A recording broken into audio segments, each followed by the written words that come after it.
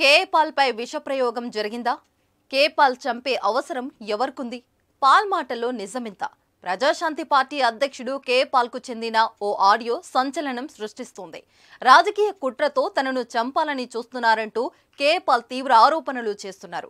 December 25న food poison తో తనను చంపాలని చూశారని, అయితే అదృష్టవశాత్తు బతకానని చెప్పుకొచ్చారు. 10 రోజుల నుంచి నరకం అనుభవిస్తున్నానని అన్నారు. ప్రస్తుతం విశాఖలోని ఆసుపత్రిలో చికిత్స పొందుతున్నట్లు కేఏపాల్ వివరించారు. నన్ను చంపాలని చాలా దేశాల వారు ప్రయత్నించినా వారి వల్లే కాలేదన్నారు. ఇక్కడ ఉన్న వాళ్ళు నన్ను ఏం చేయలేరని అన్నారు.